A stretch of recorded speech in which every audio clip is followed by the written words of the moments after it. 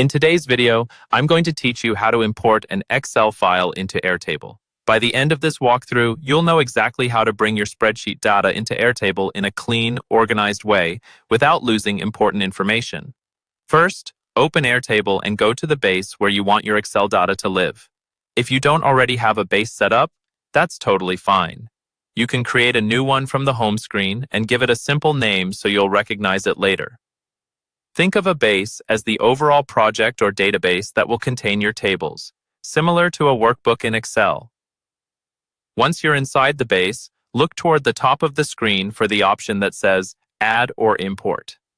This is where Airtable lets you bring in data from outside sources. Click that button to start the import process. A menu will pop up with different sources you can import from. Since we're working with an Excel file, choose the option labeled Microsoft Excel. This tells Airtable to expect a standard Excel format and helps it interpret your columns correctly. Next, Airtable will ask you to upload your file. You can either drag and drop your .xlsx file straight into the window, or click to browse your computer. If your file is stored in a cloud service like Google Drive or OneDrive, you can connect to those as well and select it from there. Just make sure you're using the most up-to-date version of your spreadsheet so the data is accurate. After you've chosen the file, Airtable will open an Import Your File window. Here, decide where that data should go. You can create a brand new table, which is usually the safest choice if you're just getting started, or you can import into an existing table if you're updating or adding to something that's already there. Once you've made your choice, click Next. Now you'll see the Adjust Your Import section. This is an important step because it controls how your Excel columns are converted into Airtable fields. Go through each column and check the field type that Airtable guessed.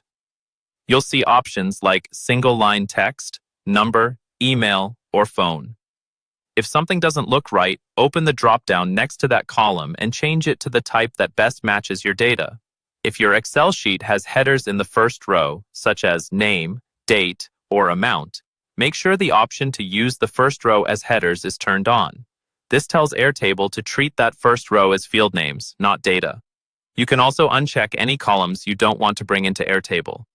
This is useful if your spreadsheet has notes, helper columns, or anything that's not needed in your base.